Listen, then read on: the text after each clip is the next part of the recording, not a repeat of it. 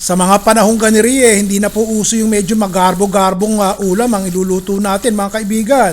So ito po'y simple, kahit nga po piniritong bangus kung meron kayo, o kaya naman po'y ganitong isda at hindi nyo iprito kung ayaw nyo ng mantika, ayos din. Siyempre ilalagyan po natin ng gulay, ang maaasahan nating pechay, nandyan palagi. Masarap po ito. Maglalagay po ako dito ng 2-3 kutsarang mantika.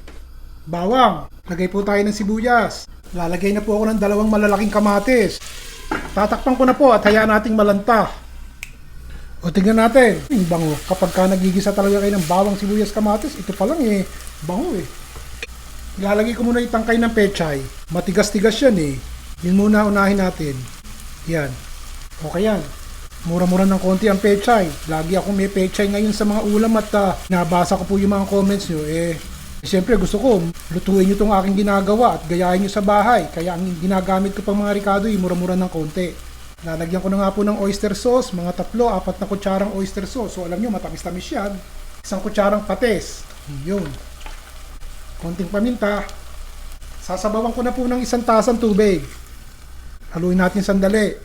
At baka naninikit yung ating kamatis dito sa ilalim ng aking bughaw na kaserola. Takpan po natin at hayaan nating maluto yung tangkay ng pechay. O makalipas ang 2 minuto, ilalagay ko na po itong ilang piraso ng pritong tokwa. Ito po'y pinrito na. Malambot na po siya.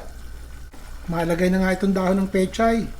Hindi ko nakakalikutin Tsaka ibubuhos ko po itong ating isda, fish fillet. Bacalao po ang ginamit ko.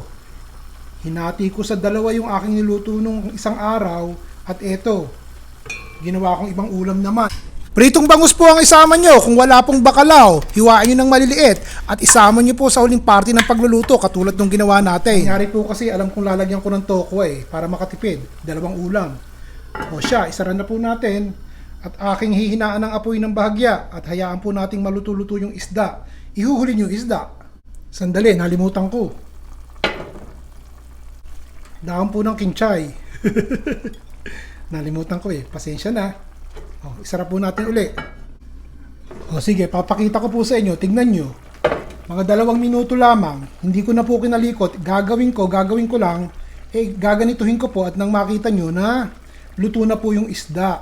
Magkakalerot-lerot po kasi kapag kinalikot ko pa ganyan lamang. Papatayin ko na po yung apoy. At ito po'y luto na. Pechay na lang po ang inhalo ko din sa ating ulam at alam ko pong medyo may kamahalan ng isda. Sinamahan ko ng tokwa pero yung kamatis dinamihan ko po. Doon tayo kumuha ng lasa sa kamatis. Magustuhan nyo po sana. O nagkaigi po ba tayo?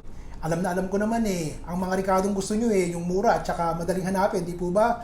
At ang ulam pag nagluto, yung hindi kayo nanghuhula sa kusina dahil madali at mabilis lutuin.